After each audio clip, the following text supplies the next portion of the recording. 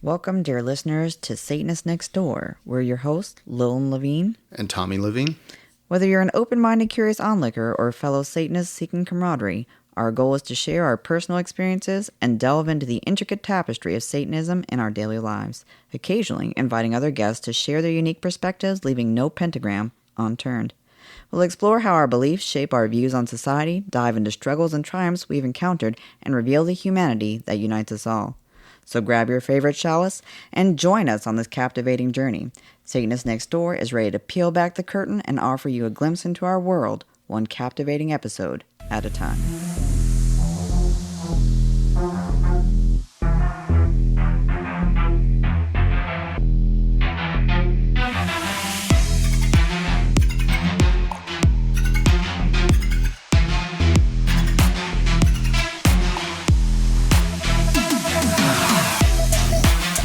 Hello, listeners, and welcome to another episode of Satanists Nextdoor. Today, we were originally going to cover another topic, but given that it is the weekend anniversary of the overturning of Roe v. Wade, we felt very strongly to move our abortion conversation up, and that is what we want to cover and talk about today.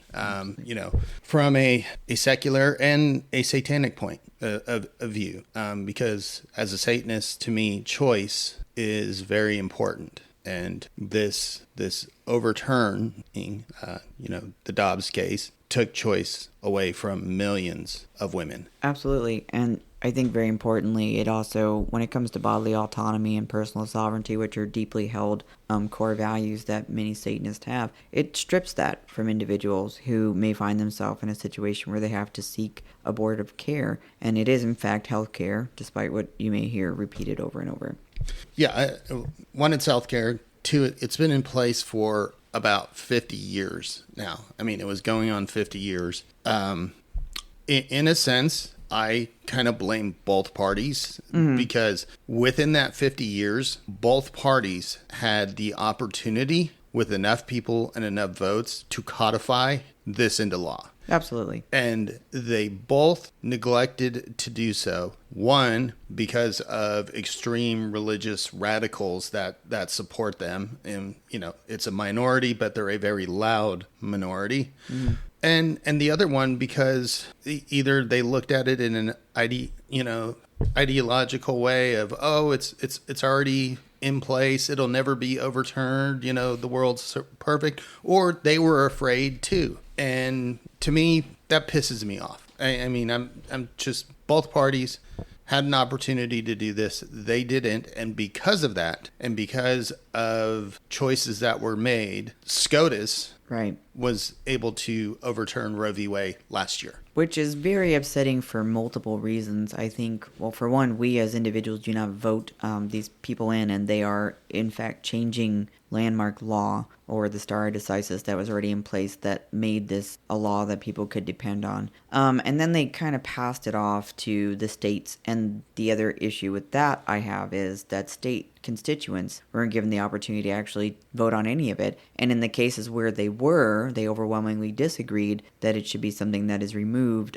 for people that would like to seek that. Yeah, I mean, so to me, Roe v. Wade has somewhat been the right-wing conservative talking point for 50 years. They've rallied their base up with it. We're working on this. We're working on this. And I don't really think that all of them were truly working on it because obviously they didn't have a plan moving forward when it did happen. And again, most states did not allow their constituents to actually vote on abortion.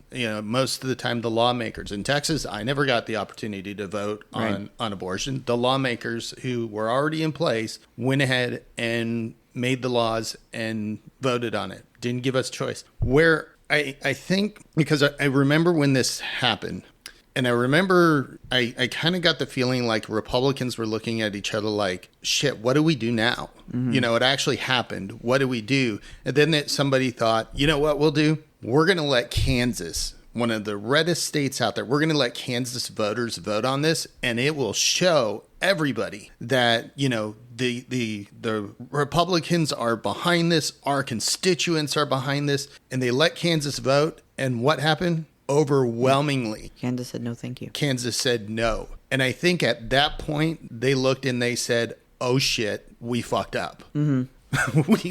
we really fucked up. And that was right before an election, a great big election. And I think there was a lot of reaction to it. I still think there is a lot of reaction to it because I think Roe v. Wade, the Dobbs decision goes way beyond just abortion and choice. When you look at the language in there, even when you look at the studies, I think, we were talking about this earlier. There's, like a single paragraph dedicated to post 1868 or 1869. Right. And there's 8 pages dedicated to before 1868. Well, yeah, I mean, they quoted in that, what Alito quoted, it was Hale, who we all know was, maybe we don't know, who was involved in the witch trials, believed that marital rape was acceptable. I mean, this is an individual I would not personally put into this particular situation, and they were out of, the 17th century. There was, it was Bracton, Coke, Hale, and Blackstone. They were all quoted. And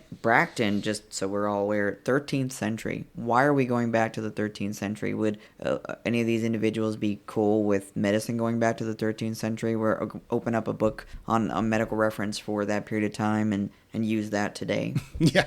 I see you're running a bit of a fever. Hold on. I'm going to get my book from the 13th or you know what? We're going to go really modern. I'm going to take my book from the 18th century out and let's see, what does it say? Oh, we're going to bleed you. Okay. Yeah. Because that's how we get rid of disease. We're going to get some leeches and we're going to bleed you because this is what our 18th century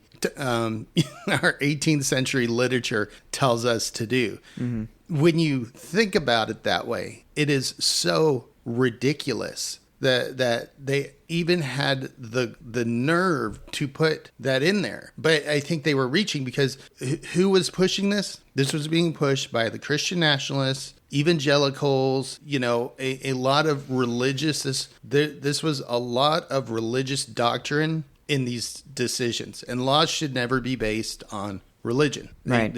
I would argue that it wasn't, but the fact is they quoted biblical text in many cases where they discussed this, and maybe not necessarily the Supreme Court justices, but individuals that were happy about this were more than thrilled to associate it with aspects of religious doctrine. Yeah, I mean, maybe the justices didn't necessarily quote the Bible, but the people pushing the justices, they were. This whole Roe v. Wade has been steeped in religious doctrine since it kind of began, and this has been the evangelical marching orders and all of that sort of stuff. Mm-hmm. And now we've got certain states where life begins at conception. It's all over the place, and these are personal religious beliefs. These aren't scientific facts, and you're making law based on religious beliefs, and that should never ever happen in America. No. And the issue being that it is definitely being made from a religious standpoint, because you have people telling you the whole life begins at conception thing.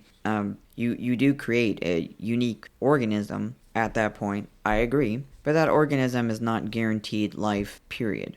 Many people actually have miscarriages before they even realize they don't even know that that's what's happening. They feel like, I'm just having my normal, menstruation, and, they don't know they were even pregnant. So It's such a logical fallacy. It's such a whole, and it's really philosophical. Why are we making laws about philosophical argument? Right. I mean, so I can, and sometimes when I get in these disagreements online, I actually make this sort of argument. I'm like, okay, if we're going to go the whole Bible route and God, this child is a gift from God and all of that sort of stuff. Well, if God is all knowing, then that would mean that God knew that this embryo or fetus that he placed in this person would be aborted, because if he's all knowing, then he knows that's going to happen. So that would mean that God approved that. And who are you then to change God's outcome, God's will? I mean, either God was right or God is not all knowing. You know, and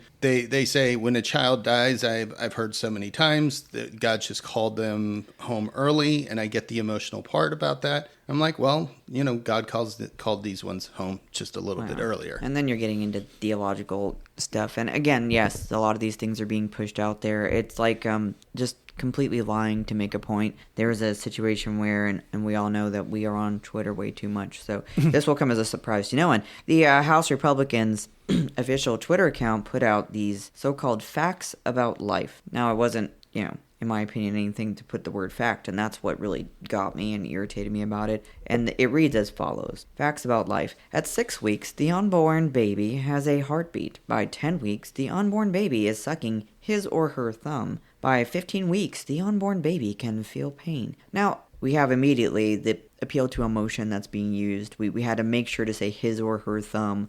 These are actually just responses to stimuli. These are things that we're doing as we're building motor skills and developing as we're supposed to during that fetal development stage. So, of course, let's look at the facts. 12 weeks fetuses do suck their thumbs, as I just explained. It's developing motor skills. 17 to 20 weeks. Now, think about that in terms of when we're putting abortion limitations in place. 17 to 20 weeks, the 4 chambers of the heart have developed. Why is that important? Because at 6 weeks, one of the reasons why we're saying 6 weeks is the cutoff is there's a heartbeat. It was usually called heartbeat bills. Yep, heartbeat law. Yeah, so the heartbeat is actually something that's created by the ultrasound machine at that point. It is the electrical impulses of what will eventually be the heart, and they are detectable on this Doppler by default because of the way that it picks up this stuff. So you're not actually seeing a heartbeat or hearing a heartbeat, you're hearing the electrical impulses of a developing embryo. And then they have the 24 to 25 weeks a fetus can feel pain. Now, this is not crap science. This is a science conclusively established through research. Every major medical organization that's examined this issue and peer-reviewed studies on the matter have consistently reached the conclusion that abortion before this point does not result in the perception of pain in a fetus. So how do they do that? They do different testing to understand what kind of neurological development is there, and based on that neurological development, the strands from the brain that reach down through the spinal cord that allow you to reach out into the nervous system that actually provide pain stimulus are just not present usually before that point. So this is all done through very careful scientific exploration and understanding. So when you argue this pain thing, if you were to look at bacteria under a microscope, and if you're like moving different pieces to look or adjusting things of a living bacteria, it will move in response to something approaching it as a natural response. And as I said, it is a unique organism. It is an organism that's developing. So of course, it's going to have these very natural responses. Right, but it's not sentient. No. Yet. You know, it hasn't received, gotten any level of consciousness. There's, like you said, 4 chambers of the heart aren't there till later. You can't feel pain. And it comes back to, and 6 weeks is just ridiculous because most women do not know they're pregnant at 6 weeks. Right. It's just, and the problem is a lot of these laws are being pushed by either men who, let's be quite blunt, a lot of men do not understand the woman's body, and they know even less about pregnancy. I mean, the things that I've heard men say is just beyond stupid, like the baby's in the stomach and shit like that. I mean, it's just, seriously, take Anatomy 101 or Sex Ed 101 to actually, learn something before you speak. And that goes back to another area that has been unfortunately affected by religious doctrine, where we do not teach children comprehensive sexual education appropriately by age to them for a variety of reasons. There's plenty of parents that don't feel it's appropriate, and I find that to be a horrible disservice, because how can you understand your body if you won't even educate them about their body? Yeah, and that kind of goes off into a different subject, and I'm sure we will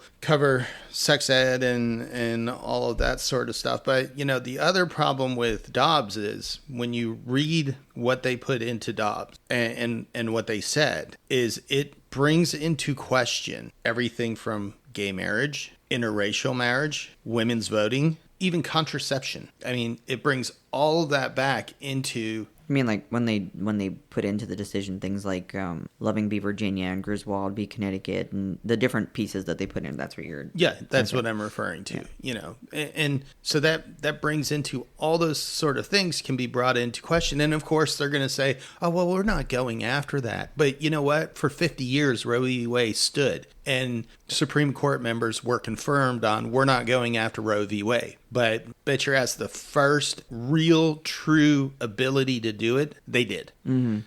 So you have to read the tea leaves on these sort of things. And, it comes back to elections have consequences and, we don't get to vote in Supreme Court members. They're put there by the president and confirmed in by the Congress and whoever owns that at the time. Well, that's how your Supreme Court is set up. And unfortunately, ours is set up with a lot of religious extremists on it. And that brings us into a very dangerous territory because when you start creating laws based on a religious doctrine, mm-hmm. that's called a theocracy. Mm. And although some people might think, oh, a theocracy would be great to live under, I would challenge that because go look at other theocracies and see just how wonderful they are to live under for the people of the same faith of that theocracy, because the theocracy has to continue to get more and more and more extreme in order to keep power. And you're basing something on interpretation, and depending on who's in charge of the theocratic belief system at the time, because those will shift as well,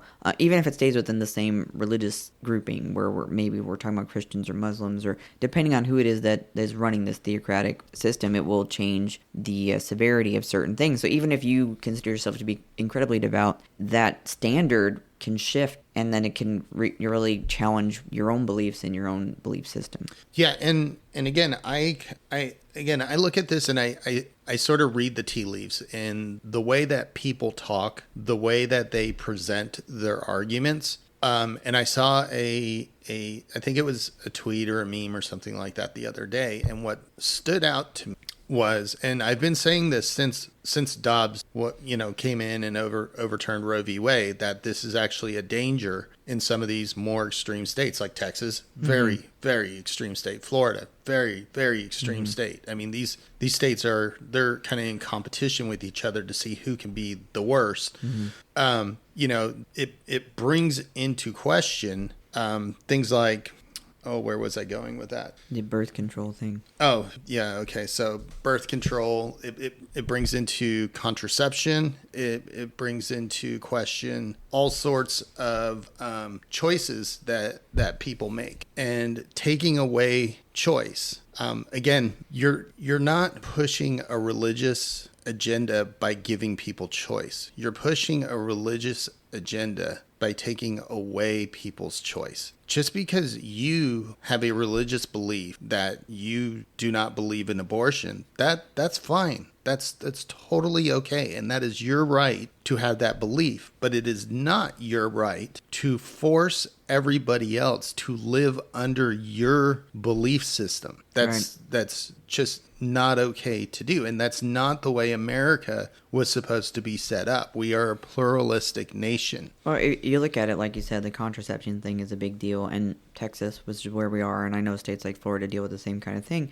The way that they went after, the way that SCOTUS went after this situation is something they could do, let's say with Griswold v. Connecticut from 1965, where the court found that a constitutional right to privacy protected women's ability to take birth control, right? Mm-hmm. Again, this is a thing that they're still going after. That right to privacy in the Constitution is one of the things they did with abortion. When they took that away, is they did put out a bill at one point that was to make sure that contraception would be available to everyone, because family planning should be up to each family and the members of the family. And all Texas Republicans voted against that in 2022 when it was put to the House. Every single one. That's scary. Yeah. I mean, and again, why did they vote against it? They vote against it because of religious beliefs a lot of times. Mm-hmm. I mean, it's what they quote. Well, and I'll take it back. Actually, one did not from Austin. The Republican from Austin just didn't vote. Did they abstain? They did not vote. Yeah. They just abstained. Yeah. You know, and so again, that's fine if you have religious beliefs, but don't force those religious beliefs on other people. And giving choice is not pushing religious beliefs. It's giving people a choice to do one thing or another. And you don't know the circumstances around this person's life. You don't know the circumstances around how they got pregnant. You don't know the there's so many things that you don't know the circumstances around, and you're going to put a blanket no on something that should be choice, and quite honestly affects women's rights and equality far more than just abortion. I mean, again, I listen to the way people talk and the way that a lot of these either legislators talk or their constituents talk. And they talk about bringing back the family, you know, and so not allowing women to have abortions kind of helps move women out of the workforce, right, and you know, forces them back into the house. It's the same sort of thing they did with diversity, equality, and inclusion, where they didn't want to have, you know, biases that they said were automatically being put in place because of those programs. So it's just another way to chip away at that section. But I mean, it's alarming when you think about the fact that in 2021, when they did a study, the U.S. rate for maternal deaths per 100,000 live births was 32.9. When you look at the developed countries around us and what those rates were at that same time, I mean, you could look at France was 8.7, Canada was 8.6, UK 6.5. I mean, again, look at the numbers. We're in the double digits. Where were we again? We, at that point in time, for 2021, it was 32.9. And Canada was in the 8s. France, Canada, and then it gets lower and lower and lower. We are in the double digits for mortality and maternal deaths. And that disproportionately affects people of color, Black community, Hispanic community. Definitely deal with that more for a lot of times socioeconomic disadvantage that those communities just inherently face. But this is the same group of people who now, and I don't have statistics because it takes a while for these things to be compiled, what this picture looks like now that we've gotten rid of the ability to have abortions. And those same communities are going to be disproportionately affected yet again. So I do unfortunately anticipate that mortality rate will continue to increase. And it's interesting that it happens to be like a higher percentage when it comes to red states, which are the same states that actually have outlawed in most cases abortion outright, if not limited it insanely to the point like 6 weeks again. Most people have just found out and you have no time. Yeah. And again, some of these lawmakers, you know, people make an argument. Well, if you really want an abortion, you can travel. Okay. Well, sure. If you have money and you have a really good job, maybe you can travel. But I'm going to put a but in here. There is legislation that they are trying to pass in a lot of these states that will punish women who leave a state, let's say like Texas or one of these other radical states, get an abortion somewhere else and come back, and will punish those women because in the state that they reside, they committed a crime, even if that crime, you know, that crime, quote unquote, was committed somewhere else. They were residing in that state, they were pregnant, they left, they had an abortion, they came back. Now, only one of these I think has passed so far, and it was for minors, but still, that's a big deal, because why are some minors pregnant? Some minors are pregnant because they're raped at home. So you can't really go to mommy and daddy if mommy and daddy are the ones doing this to you and put you in this position and say, hey, you know, while you were, you know, illegally raping me, I got pregnant, and could you bring me to another state to get an abortion? I mean, that's just not the way it works. And a lot of these lawmakers, it's like they don't use their brains when it comes to this stuff, or maybe they do, and that's even more screwed up. Right. But I remembered what I was going to say. Go ahead. So it went back to reading the tea leaves and the way people say things. And it was originally a quote by Trump, who said that women who get abortions should be punished. And, he was talking about, at least at the time, he said women who get abortions should be punished. So in other words, if they get it from that point forward, they should be punished. But this had been rewritten to say women who have had abortions should be punished. And that brings up a question for me, which I've long thought that some of these more radicalized lawmakers might try and put in, and some states, some more radical states, might actually try and put this in, which is, if you've had an abortion in the past, are they going to try and retroactively go after you, whether it's legally or civilly? And there's a lot of people that will say, well, they can't do that, it's never been done. Well, guess what, that rule book is out the fucking window now, because they, for 50 years said they couldn't go against Roe v. Wade because it was set in stone, it was already there, blah, blah, blah.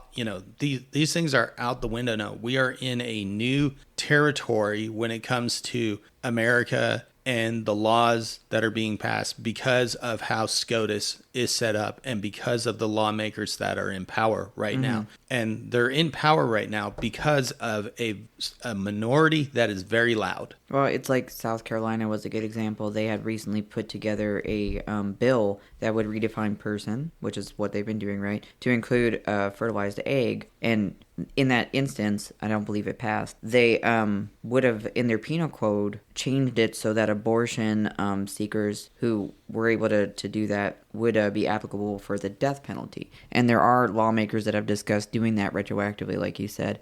I don't know that any bills, I'll have to look, but I don't know that any bills specifically have been presented to do that. But the fact that they're changing it is laying the foundation for those kind of things to happen. Yeah, these things take time. So, Roe v. Wade wasn't defeated overnight. They started working on defeating Roe v. Wade 50 years ago, and they chipped away and chipped away and chipped away and chipped away at it. And these sort of things, when I see these statements, when I see these sort of legislative bills, a lot of times they're testing the water. They're going to put a bill out there that's, just kind of like, holy shit, the death penalty. But they want to see what does that vote look like? How close are they? Okay, we're a little bit off on that, but if we tweak this language a little bit, we can get to the next step. Oh, okay, now we've gotten to the next step. We get people used to it. We give them a few years with that. We start, riling up the base all over again with some, the more extreme version, and then we continue to move in that direction. And that is the really scary part about this. And again, as a Satanist, this is all about choice. This is about bodily autonomy. But is that you pushing your beliefs on other people? Choice isn't me pushing beliefs. I ask because it's a question I get when I present things like, well, personally, I believe in bodily autonomy and protecting each individual's right. Well, you're pushing your... How? Right. I'm not pushing my beliefs. If my beliefs are whether or not you want to have a baby, you should be the person to decide that. So if you want to terminate a pregnancy before you have a baby, that's your choice. If you want to have a pregnancy, gestate, and give birth to a baby, then great, do that. Yeah, and I'll take it one step further than that. When it comes to choice, I will be the first person to stand next to somebody who does not want to have an abortion, but somebody is trying to force them to have an abortion and Absolutely. say, no, this is her choice. I don't give a shit what you want. She wants to have this baby. That is her choice to do. And so it works both ways. Choice works both ways. Just because we say you should have choice doesn't mean that we're looking to go out there and have everybody have mass abortions and shit like that, or if there was a law that was trying to be passed that said if you had more than 2 kids, because let's say we're worried about population explosion. If you have more than 2 kids, you have to have an abortion. I would be completely against that. I would be fighting that tooth and nail, because again, you're taking away people's choice. Well, and we've seen that actually play out in other countries where they've enacted that, and it disproportionately affected females that were being born because people wanted male heirs, and so horrific things would happen. And these people did not often have a choice. A woman would give birth to a child. The child would be the illegal, right? It was one more than they were supposed to. Or then you would have, the instance where the father didn't want that particular sex. And so I read horrific things about what they did to deal with that situation. And it was horrific. And I don't ever want to see that. Do I believe that there are population issues for the human species? Sure. But I would never, ever be the one to say that, like, because of that, you get to now only have 1 or 2 kids and then you're cut off. Yeah. I mean, again, I keep coming back to choice. And the fact that they are setting the groundwork, they set it in their ruling. This brings into question everything from gay marriage to contraception. We've already seen a couple contraception bills try to pass. And it was bizarre. I think one representative even may have said something along the lines of it's forced on married couples. Yeah. And I was like, what happened in your state? Do you get married and then with your certificate you get your first packet of birth control pills and now you have to take that until told otherwise? I mean, where is it forced on anyone? Yeah. This whole rewriting of the definition of words really bothers the hell out of me. It pisses me off. Choice is not force. Again, what they're doing now with not allowing abortions, that is forcing people to be pregnant. They are forcing it. And then they'll go, oh, well, they didn't have to have sex. Well, sex isn't always a choice. There are instances where it is a choice. But just because you enjoy sex, just because you have sex, does not mean that you are obligated to get pregnant. Right. And there are a lot of, again, you're right. When people are in a situation where they're forced, especially when, rape, incest, things like this, that shouldn't even be a debate whether or not you don't have to have your rapist child. That's not appropriate. You don't get to traumatize people for your own selfish conscience. But even if you do want to eventually have kids, no one should tell you how many kids or when you should have kids. And sex is a very important relationship. Screw the marriage part. If you want to have a healthy relationship, sex is a very important thing to be able to do it. It brings closeness. It provides, healthy endorphins. It helps with a lot of health benefits, but it also brings two people closer together. And it's not at all to pick on people that are asexual because obviously they exist too. So this is just not applied to those particular individuals. But those that are sexual beings, it's natural to want to enjoy sex, and you shouldn't say, well, a consequence of that is pregnancy, and you're just going to have to cope with it. That's not fair. Plenty of people do not want kids, and that's okay. Sex is not for procreation, and the only instances of people that I've heard use that, they use a religious, doctrine. I'm sure it exists outside that, but you're right. I don't know that I hear it often. I don't hear it outside of the religious community. And again, keep your religion to yourself. If you do not want to have sex until marriage and you look at sex as only for procreation, good luck. Cool. Might be a little bit of a boring marriage,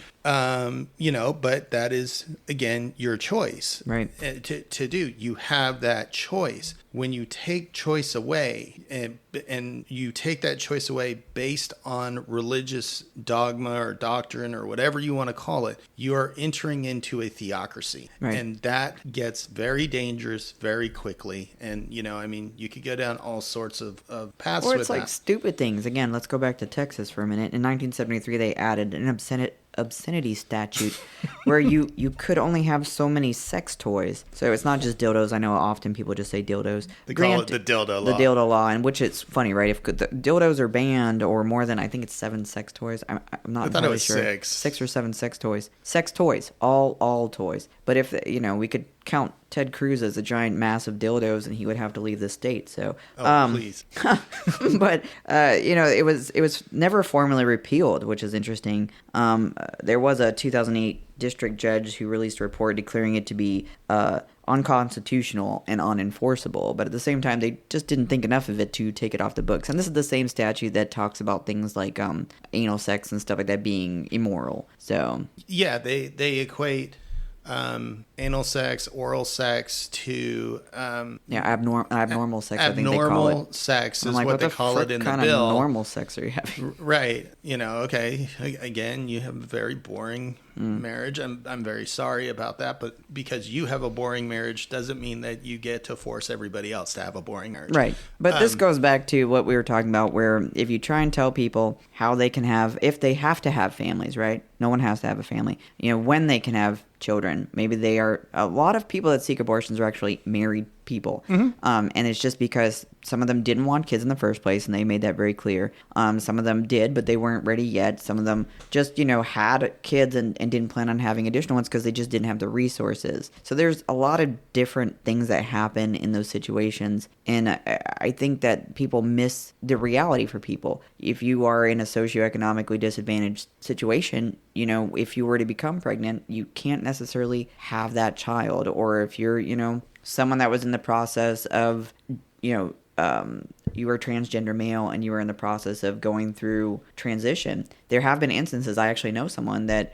they became pregnant. It shouldn't have happened. And so we have this trans male that ends up pregnant. They weighed their options, and then they decided to go ahead and have the pregnancy. They decided to gestate that pregnancy, and in that process they had to reduce hormones and things like that. They went through a lot of gender identity issues because it was very offsetting to the things that they saw themselves as, and the fact that they for all intents and purposes are a male, and to go through that was incredibly disorienting and upsetting. And they did that was their choice. But for other individuals that are in that process that find themselves in that situation, nobody should be able to say, well, now you have to do it, you had the sex, now you have to have the baby. And that's such crap. That individual chose that, but that's just it. That was their choice. And then they were able to complete their transition process, and then now have their kid and all that, and they were happy with that. But other people shouldn't be forced into that. And some people don't have children because they carry some sort of a gene that they don't want to pass down to their children. So they make a choice not to have children, and they get on birth control, and sometimes birth control doesn't work. With even there's antibiotics that you can take that will nullify the effects of your birth control. And I honestly can't tell you that I've been warned about that. Maybe if I would have read the little pamphlet that comes from the pharmacist, but I know people don't generally just sit down and pile through that. Yeah. So they don't say, oh, here's your bottle of penicillin, and oh, I see you're on the pill. By the way, if you take this while you're on the pill, you might get pregnant because it's going to nullify they generally don't do that. So maybe if you have a really good pharmacist or a really good doctor, they will, but I'm going to say the majority of them do not do that. And again, it all comes back to choice. And and I've been reading a lot of this sort of noise. I call it noise. It's really bullshit lately. And it is being pushed by, again, the evangelicals, which is where spousal rape is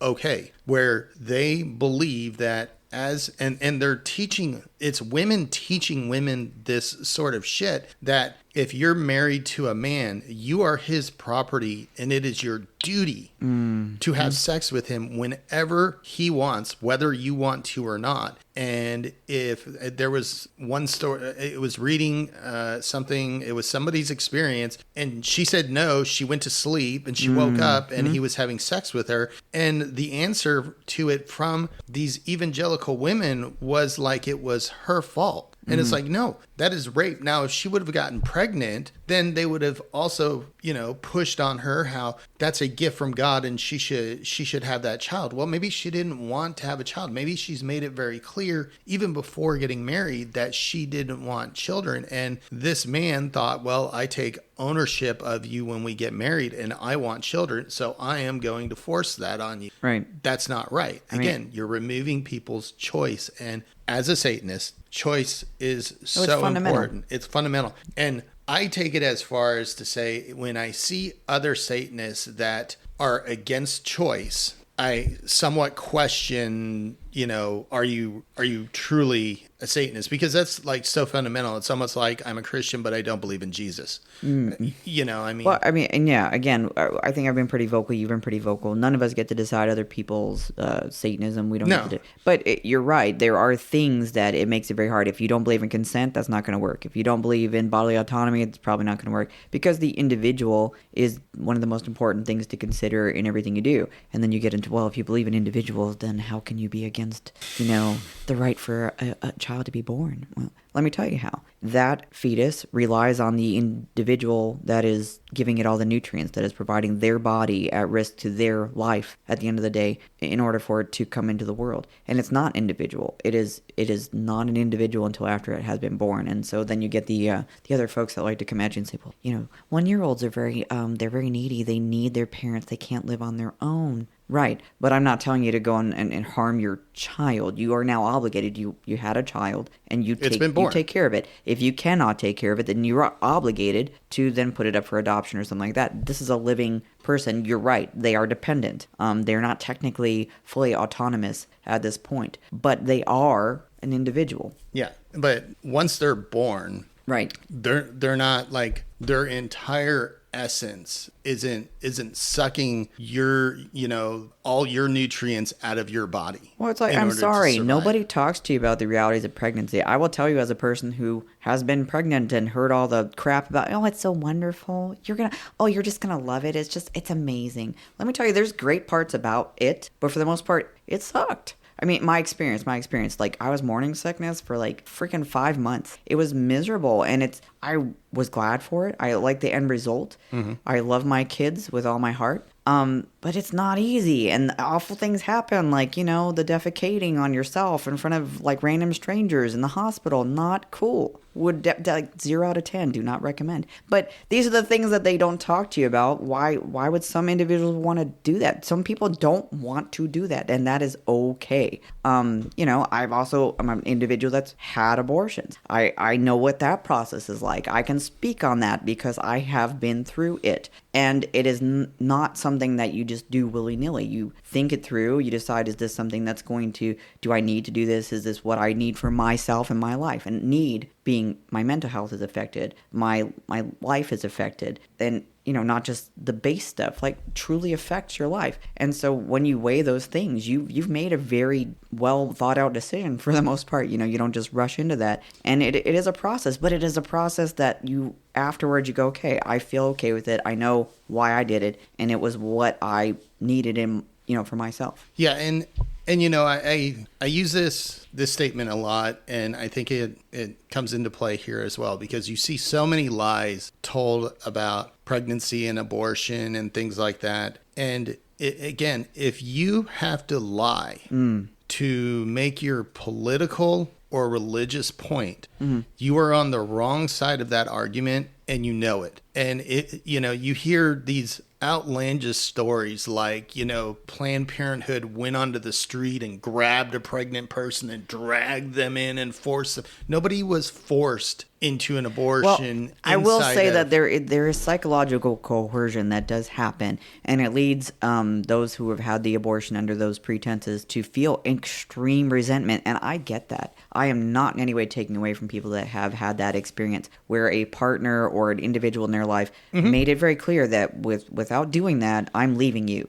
I'm the things that people will say in an abusive situation to put you in a situation like that. Right, but that's not the doctor. No. The doctors didn't run out into the street and say, oh my God, that lady looks like she's about 4 months pregnant. Go grab her. Mm-hmm. Go grab her and bring her in here. Right. And we're gonna do an abortion on her when she doesn't want one. Again, if you went there generally through a group of people that were yelling and screaming and shouting at you the whole time, calling you horrible names.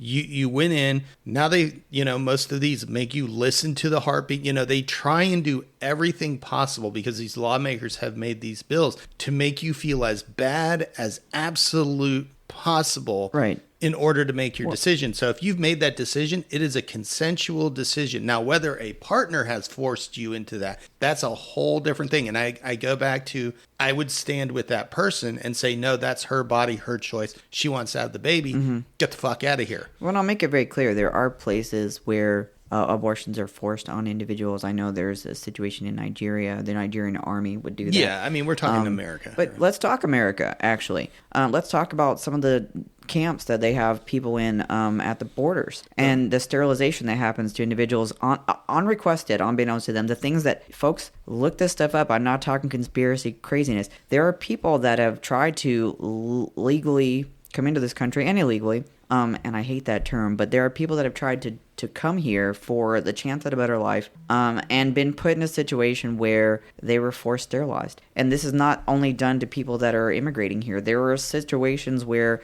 communities of color were put in situations where they too were forced sterilized. There was a program, I believe, in the don't quote me on this, but I know there was a program, I think it was in the 80s, where people that were going through like needing assistance programs where they had limits and they did, after so many births, forced sterilized. They did not get the chance to decide that. I actually saw somebody go through that. Now, I didn't know this person. Mm-hmm. They were a roommate. Okay. In the hospital where this person had a child. So they were the next bed, and it was like her fourth or fifth kid or something like that. And during that process, they forced sterilized her. Oh. You know, so, and yet a lot of times these are the same lawmakers. These are the same lawmakers passing all these pro-life, anti-abortion laws, but yet, well, hold on, if you're of a different nationality or a certain skin color or something like that, then all of a sudden it's okay to force sterilize you. Wait, what? Right. No, that's the same kind of twisted mentality that there was a list at one point for care providers for abortion services. It was like a blacklist where people would have it, and it did actually result in the death of individuals that were care providers for abortion clinics. You know, you can't sit here and scream at me how life is precious and important if you are willing to kill individuals to prove your point. And their justifications, well, it stopped, the babies from being killed. No, you killed people. You killed people. You murdered people. Yeah. Like actual living, breathing, walking, talking people. Yeah. Not an embryo, not a fetus. You killed people. Right. And it's just this subject. I can literally go on and on forever because it pisses me off so much. It infuriates me that we as a country allowed this to happen. We allowed this country to move backwards 50 years at the least. And right. Again, they're not done. And religious liberty, all of this sort of stuff is on the line. Right.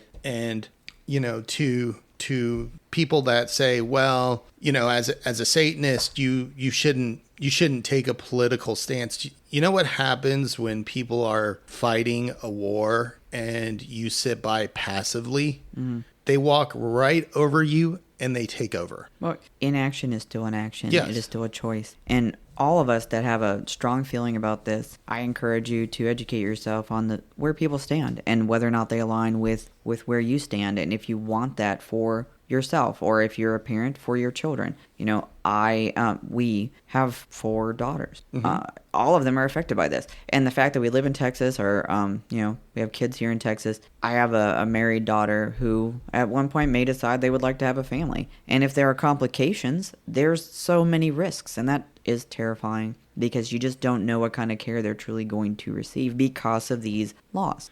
Yeah, I can tell you it is very scary to be a father to daughters mm-hmm. in this country, period. Right. But especially in states like Texas, where it is just so much of our laws are based off of religion. Our lawmakers, for the most part, in Texas, Texas GOP, are dominionist. Right. And if you don't know what that is, please do look it up. It's kind of wackadoodly-doo, but a lot of the leaders in our state are definitely dominionist, and they have a thing called a 7-mountain mandate. And what that comes down to is they want religion to be the de facto law here on earth, that God's kingdom lives here on earth, and it should be like everything we do based on God's laws. Right. And so, all right, let me I'm going to kind of go a little philosophical.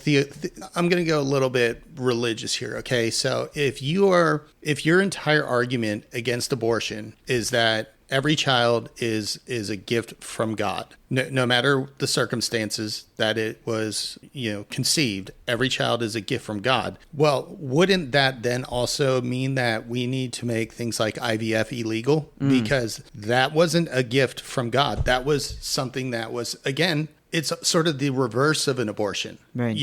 They implanted embryos into a woman.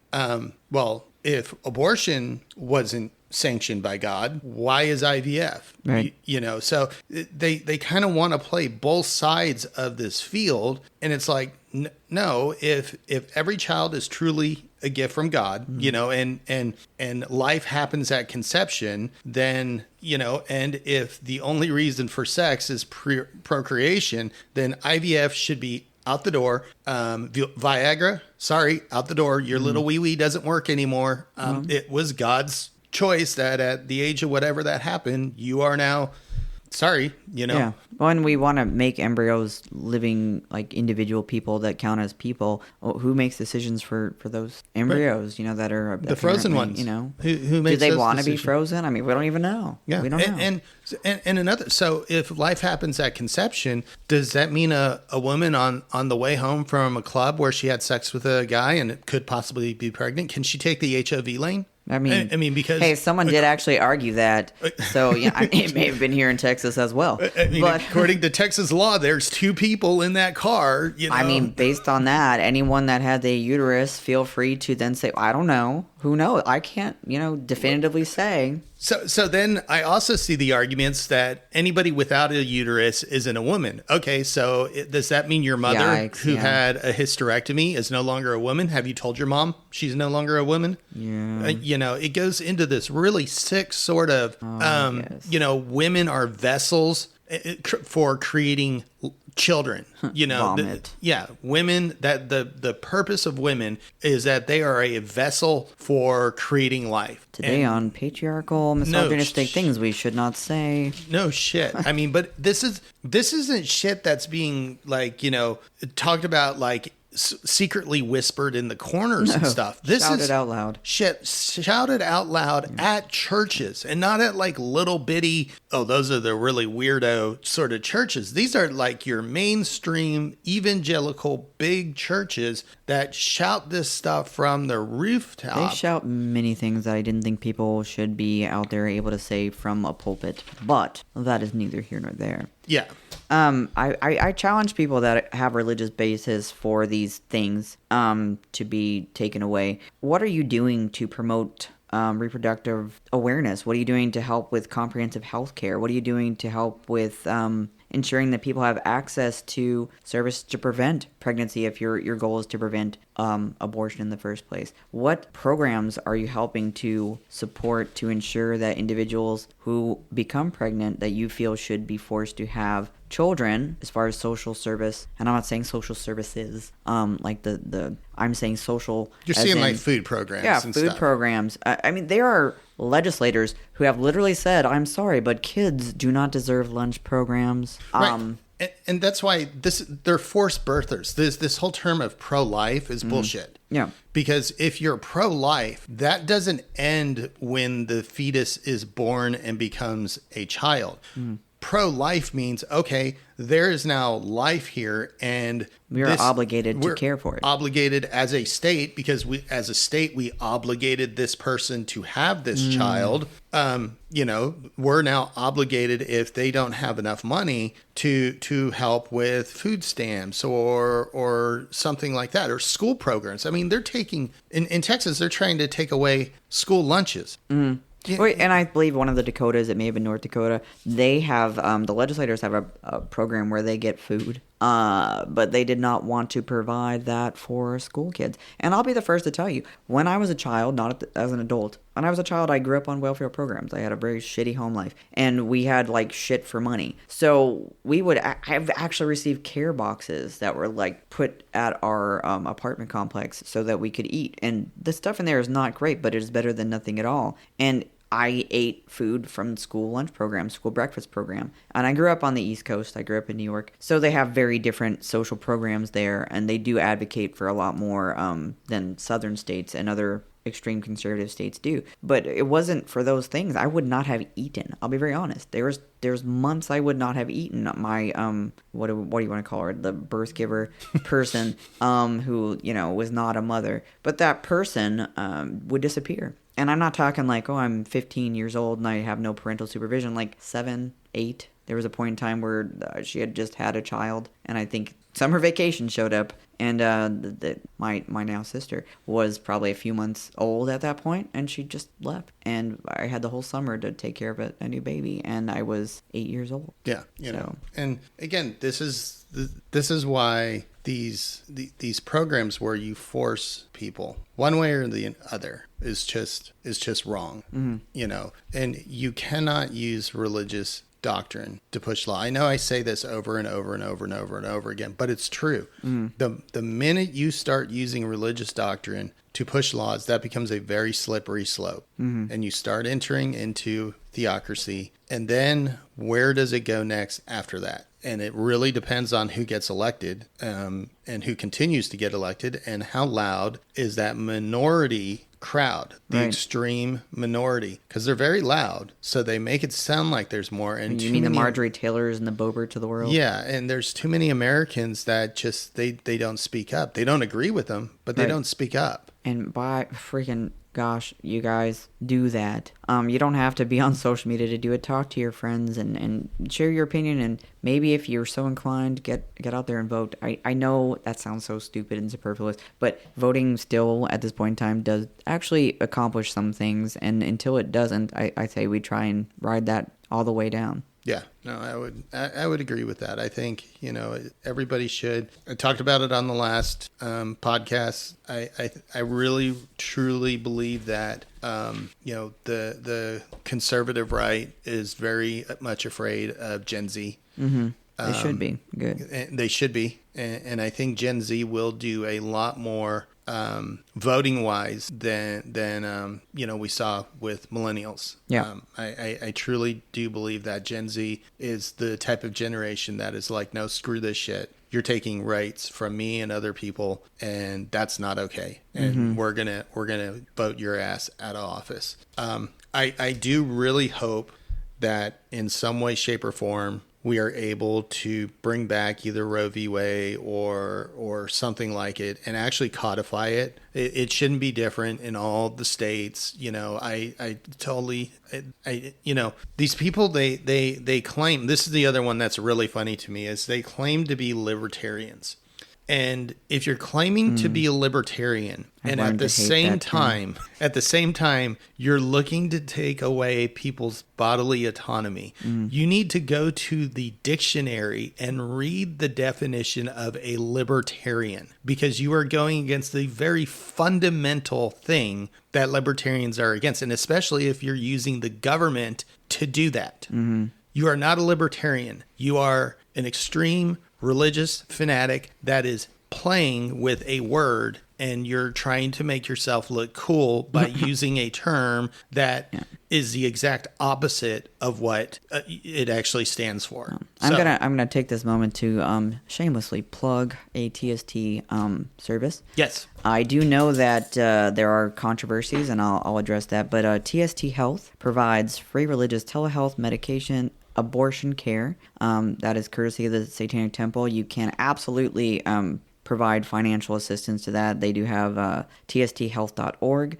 This service is provided for those who have deeply held religious beliefs that feel that abortion is the correct thing for them in their body. There is a ritual that goes along with that. Ministers are able to and happy to go over that with you. The ritual has nothing to do with the killing of said fetus. The ritual is for the individual seeking the abortive care to ensure that they are supported in that, know that they have that right as an autonomous individual to do that. And so it is not about joyfully doing the abortion because you want to harm infants. It is about celebrating the individual and helping and support them in their choice. Yeah, and that's what the ritual is about. It's about choice. It has nothing to do with, I know Christians will spin it up as, oh, look, it's Satanist child sacrifice, blah, blah, blah. It has nothing to do with any of that. It's about choice.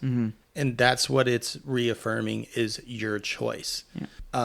I will also make a fun reference to the fact that it comes out as Sam Sack, and it is Samuel Alito's mom virtual abortion clinic, in honor of Samuel Alito, who was the big douche that decided that this was a good thing to go after. Yeah, so sometimes there's consequences to things that you do, and those consequences could be having an abortion center named after you. Yeah, I applaud it. I think it was fantastic. If you want to know more about it, I'm not going to go into all the details here because it is not my program. But tsthealth.org has all the answers. They have a great FAQ section, and there are people that are more than happy to assist you with more information on that. Yeah. So I know we're running up on like an hour. I knew when we hit this, I said, I was like, we're going to struggle to keep this one at 45 minutes or something like that, just because there's so much here. There's so many things to cover, and it's such an emotional subject. It really is an emotional subject. Because of that, there's a lot there. I mean, our notes were like 8 pages long. There was a lot to consider, and I did want to make sure to make it clear. We weren't here trying to tell people that this is like something, as a Satanist, you have to be willing to do or anything. The pro-choice part, though, I feel like that makes a lot of sense, and it really means choice, and it means supporting people who want to have pregnancies and who don't want to have pregnancies, and it means supporting individuals regardless of that decision.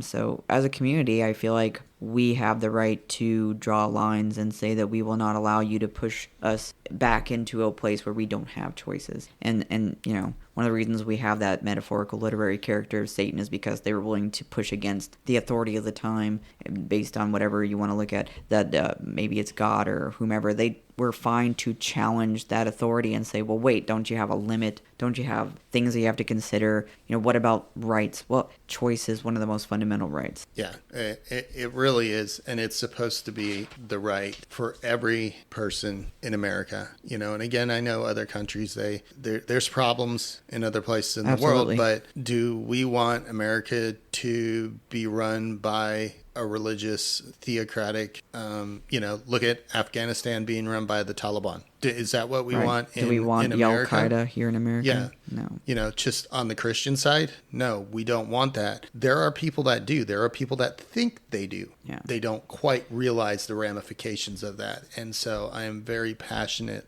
about this point. And I'm very passionate about the abortion, the change in abortion laws, especially with the other laws and rights that are on the line. Right. Well, I do personally, I'm going to be the positive person here and say I do not believe that this will stand. I do feel that at some point this will roll back and people will again have the right to choose what is right for them, their lives, their bodies. But we just right now we have to keep the pressure on and ensure that those who are making these laws know that we as people are unhappy, and it's we as people who are the ones that make up this country. So yeah, and we have to be just as loud, if not louder, than our opposition. Because for so long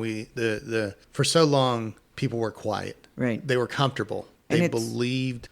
A lot of people on the other side of things are often very into decorum and how you treat people. I'm incredibly cognizant of treating people the way that they choose to treat me, not treat them how you want to be treated. That is more of a different group of beliefs. Yep. I believe in treating people the way they treat others, and so I treat people in a way that I definitely would want to be treated. But it's just these people are telling me, do they want other people deciding what their private healthcare decision should be? Is this the precedence that they truly want to set? If I don't agree with you being able to have a medical procedure, is that my right? If I don't think, if I'm going to hold you to, well, God made me perfect, well, then no contacts, no glasses, no breast implants, you're not doing, I'm sorry, you're already perfect. You already said so, and no extra help for you. Yeah, and if you have cancer, that's perfect cancer because it came from God. Oh, that's so painful. No, I understand what you're saying.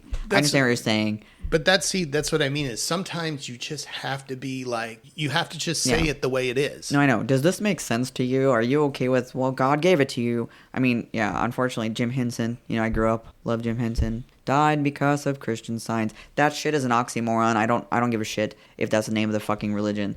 Christian Science really pisses me off, but that's a different thing. Different network. Yeah. So, all right. Well, I think, again, this is our second episode, so we're going to continue to get better at these, hopefully. we knew this would be a long one. I apologize. You know, if you listened all the way through, Thank you. thank you. You deserve, you know, hit us up on Twitter and tell us, hey, I listened to the whole thing. I will give you a thumbs up and I'll give you a little congratulation emoji and all sorts of shit. I'll be like, holy shit, thank you. So yeah, no, if you honestly listened to the whole thing, if you didn't and you only caught parts of it, cool. I hope the parts that you caught were meaningful and helped you understand, you know, kind of as a satanic couple, how we look at these types of subjects. Yep. And how passionate we are about that as well. Someone that loves feedback. If you think of something that we discussed and we could have discussed it in a way that would be more helpful to you, let us know that too. I'm love feedback, and I'm always happy to hear from everybody. All right. Well, with that, we will definitely cut it at that point, and I wish you a Hail Satan. Hail Satan. And have a great day, morning, night, wherever you're at in your journey.